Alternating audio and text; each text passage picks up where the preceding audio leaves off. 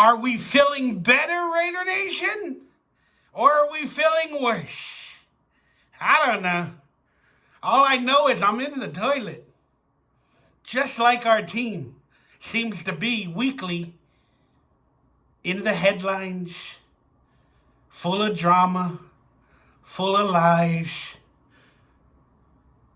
full of BS. And in honor of the BS, I'm giving you the Chargers game preview from the can. Because that's what we're going to ask in today's video. Can we win? Can we even play up to any sort of standard? Let's talk about it. What's up, Raider Nation? It's your boy, Mikey Raider. Please hit that thumbs up, that like, that subscribe button. If you consider being a member of this channel, we got memberships available. That helps me buy tacos. A couple of people have donated recently on my PayPal. Links down to all this stuff down below. Buy me some tacos, make me feel a little bit better. A couple of people become members, support me, make me feel a little bit better. And yeah, I thank you and I love you and I appreciate you. All right, that being said, the Raiders got a home game this week away. Does that make any sense? Our home is Las Vegas, but it is not our home because apparently every NFL team that plays the Raiders at home travels well. So therefore, it's our home, but it's not. So our home has to be away when we go back to a town that we used to run in the 80s and 90s, and albeit it's another stadium with different colors, it's an away game, that has proven to be our home game. It's a little confusing. So we got a home game away, and we're I can't even speak. We're playing the Jokers. They got an imbecile as a coach as well. They got a lot of injuries going on as well. We got a lot of drama outside of the locker room as well. And what's going to happen this week? Well, I'm going to give you my predictions. Whether we're winning or going to lose, I'm going to give you the MVPs. Basically, I'm going to open up the NFL script that I received a few months back, and I'm going to read from it. But I have to legally call them predictions. Okay? I have to legally call them predictions. Everything that you're seeing now was in the NFL script. It was. We don't like it, but it was there. I don't know why, but you know, the NFL is a drama-making, trouble-filled, corrupt mafia organization. Pretty interesting. All right, what's going to happen? Well, coming off the turmoil with Chandler Jones, I hope you get some help. It appears from my end, and I'm a conspiracy theorist, I'm one of those that will believe a lot of the stories until I can't. My brain is well enough to know that you're broken, and I hope you can find a way to fix yourself. That's what I'm going to say about that. But there is truth, not with the allegations, but there is truth about the NFL, you know, having a hand in certain events or situations, and sometimes acting like slave owners, and, you know, butting into businesses to make money, and, you know, treating players non-human. I can see that. But for all the other wild, interesting accusations, it points to an avenue that his brain is broken. And I don't want to diagnose him. I just want the best for him. And I know he has a heart. And it's a sad day when we have to see somebody go down this turmoil. And for the people that watched the video where he talked about Aaron Hernandez, then he mentioned, oh, you don't know what happened to my boy Chico? You think he offed himself? Then he started crying. Well, I believe he has thought about it himself. That's why he cried when he mentioned the word offing himself. I think at that moment, because he has had thoughts like that. And that's why he broke down. So, in a bad state of affairs, I'm glad he was arrested. And let's hope a few days in jail or whatever the situation may be. He may be out already. I do not know. But, yeah, hopefully it'll get him off whatever substance. Because I believe schizophrenia runs in his family. And maybe the substance added to it and brought it all out. And he's continuing that substance. I do not know. But let's hope for the best. Let's move on. All right, so the Raiders, this is a must-win. People don't want to call it a must-win this early in the season, so on and so forth. So much in the air on this game, especially coming off last week. Does Devontae want to be traded, this and that? How is the team going to react?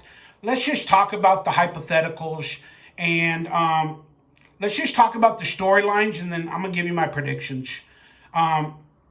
Just overall, this is a must-win. It's a must-win. You know, for the pride of McDaniels, for the pride of the team, for Raider Nation to feel good about it, and everything, it's a must-win. But I'll be honest with you guys. Like, I always have these thoughts that, you know, especially last year, that like McDaniels is literally sabotaging the entire team. I thought he was doing purposefully for a reason. And after seeing and witnessing everything, I just think he's a buffoon. He doesn't know how to lead. And he makes all the wrong decisions based off of his ego or how he perceives the world. Not willing to change, etc. Not willing to understand the landscape of the situation. Not willing to respect the Raider legacy that's there. Again, we have a legacy. We have an aura. We have a soul. And it is not the Patriot way of that soul. And that's where Mark Davis went wrong. Mark Davis was witnessing all the bad activities by the players, the this, the that, everything that was going wrong, and he wanted discipline. He's like, I got to bring discipline to this team. So he went out, ingratiated with, I call the enemy, and then he brought in Gruden for discipline as well, and that Raider spirit. But we all know what happened. Then he was like, all right, I have to go beyond the Raider spirit. I have to go to a proven discipline team or coach in the Patriots, and I need to bring their system in to control this team and bring consistency. So did he have malicious intent? No. I'm going to call it malicious. I'm going to call him an imbecile, but he didn't have malicious intent. But that's what he did. He made the wrong choice. And he's made a lot of those. Same thing can be said for McDaniels. But we have a spirit, and they're not able to recognize it. The fan base is, but them from their ivory tower, they're not able to feel the actual spirit and what this team needs moving forward. And I just watched an interview with Warren Sapp. Again, I don't like that guy as a Raider. I understand it. Ridiculous. But he was talking to, I forgot who it was, somebody on Fox News, a former ESPN reporter. But they asked him what's going on with the Raiders. You know, they brought it up. And he said that we have no culture and They don't understand it. I'm paraphrasing. And it made a lot of sense with me. It resonated with me, whether I like Warren Sapp or not, which I don't. But even an outsider like Warren Sapp got a better clue on the spirit that is the Raiders. And those players have the spirit. Max Crosby, Devontae, and this and that. But again, all these decisions are being made without that spirit in mind. And they're losing that spirit. Hence why we're talking about if they're losing that locker room. And again, some of our spirit and heart have been removed from the team. That doesn't help either. But I thought it was an interesting interview. Got me thinking. You know, I posted last time I spoke about the Raiders, I talked about the heart, the legacy, this and that. And Raider Nation needs to yell. And we like to yell. We like to fight. We like to be divided.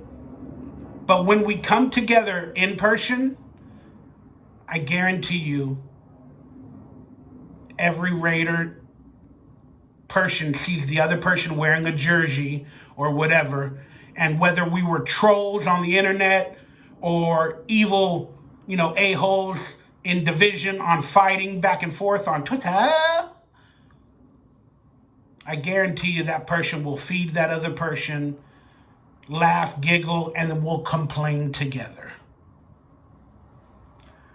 And that's the truth of the actual Raider Nation behind all of this drama and all of this facade.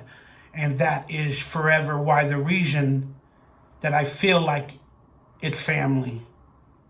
Even though I don't feel like that sometimes online, I know in person it is. Of course, you're going to have problems with certain people or whatever. Because, out of 3 people, one of them's a bitch. It's how it happens. Or out of 3 people, one of them's an asshole. You're an asshole, you're an asshole, you're an asshole. All right, back to the Charger game. Let's just get into it, guys. Thank you guys for listening. The Chargers got a lot of injuries, guys. They got a lot of injuries. Their center is, their well-respected center, Jensen, is gone for now 4 games, and he leads their running offense as well as leading the entire team. And we all know what happens when you lose at center the week of that game or a couple of days before, and in Barrett Robbins. So, thumbs up for the Raiders right there. Then on top of that, Austin Eckler is practicing a little bit. He's limited. I don't think he's going to give it a go. They got a bye week, I believe, the next week. So he's going to probably have more. Again, I might be wrong. But he's going to have another week of recovery from a high ankle sprain. So I don't see him playing. If he does, it'll be 1 or 2 carries.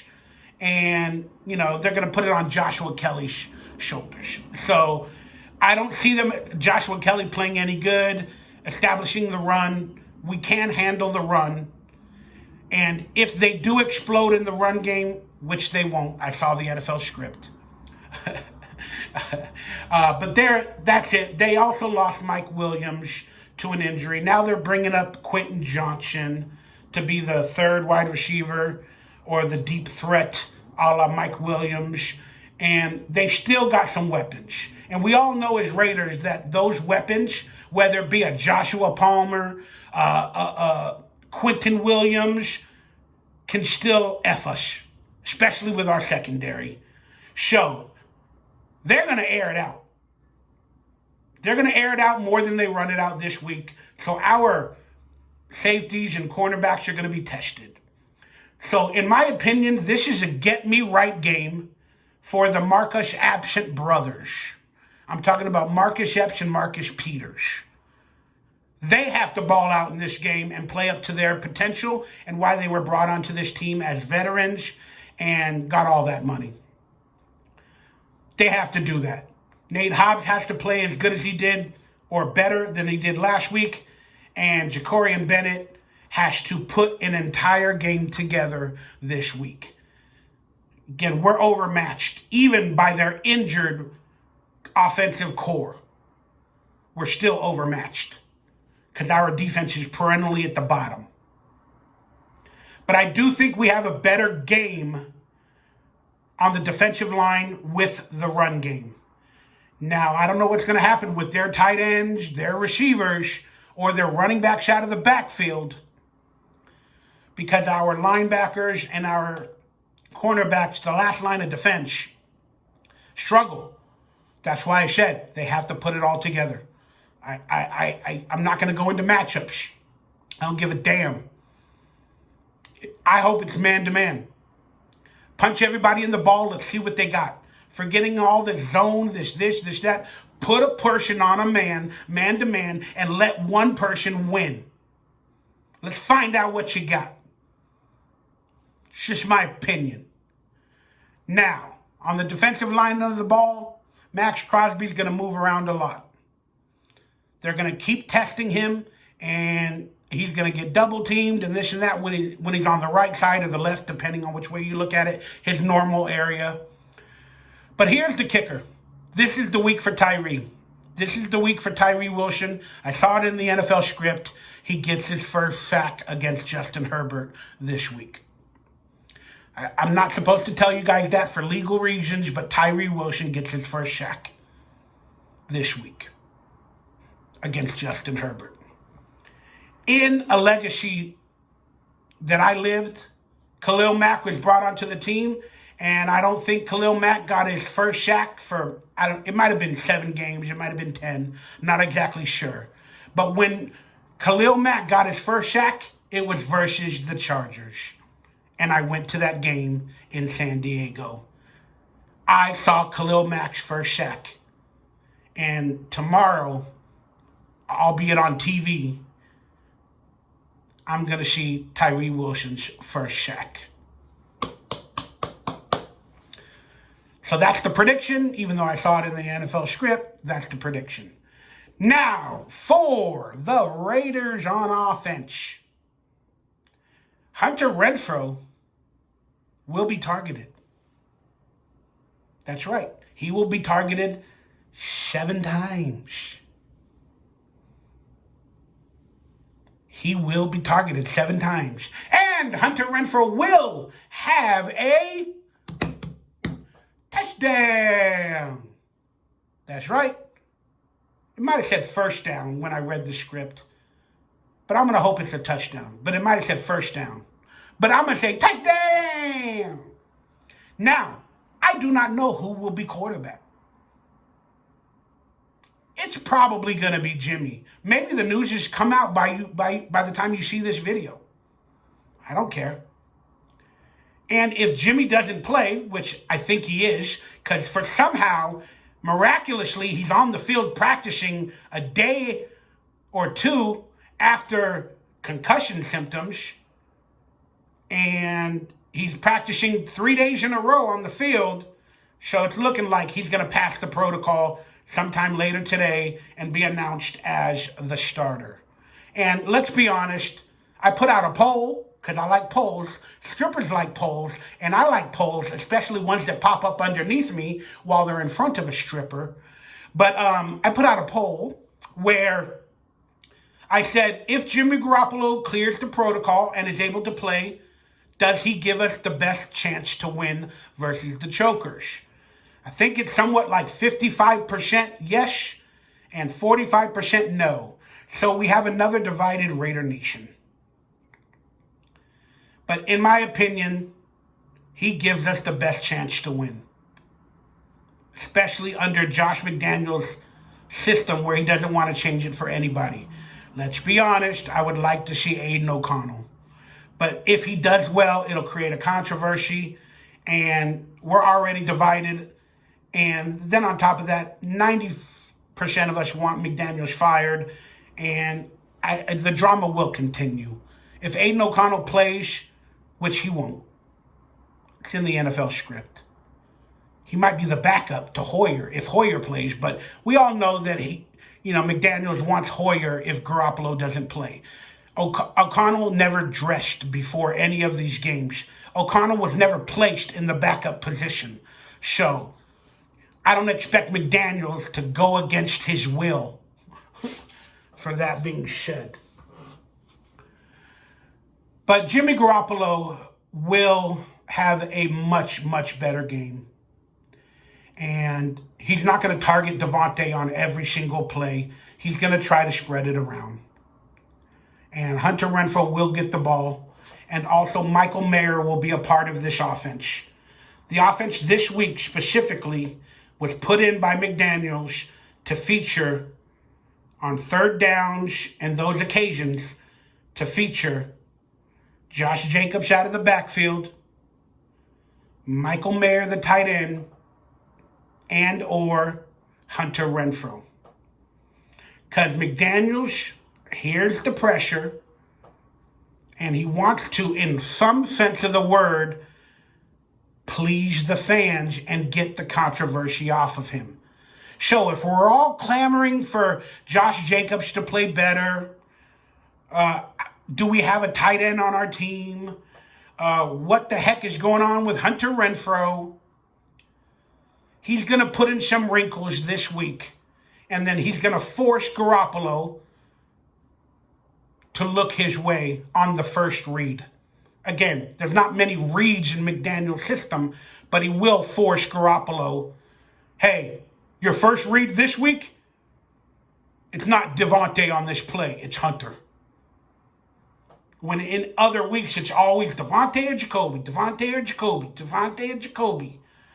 But he put in some game plan wrinkles where he twisted Devontae or Jacoby being the first read, and he made Hunter Renfrow the first read.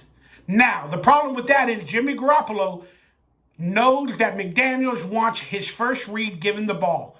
Because in McDaniels' system, his first read, basically his only read, will always be open if the offensive line does their job. If Jimmy Garoppolo can wait long enough and do his job, that first read will always be open. That's why Jimmy Garoppolo scorched down Devontae, because he's the first read. Waits and waits and waits, and then, gets sacked or throws an interception or almost gets injured. This week, because of all the hoopla, Hunter Renfrow, Michael Mayer, or Austin Hooper, but I'm going to say Michael Mayer, Josh Jacobs, will be reads and targets in this scheme this week, no doubt, to shut everybody up. But when it comes down to the red zone, 90% of the time, or in the middle of the field, it will be Davante Adams. Hopefully Davante doesn't have to go across the middle as much as the 7 slot wide receivers that they got on the team to do that job for Davante. Hopefully Davante don't get killed. I believe McDaniels changes things up and does something different. Will we excel in the run game this week? We will. We will. We will have, as a team, over 100 yards. As a team.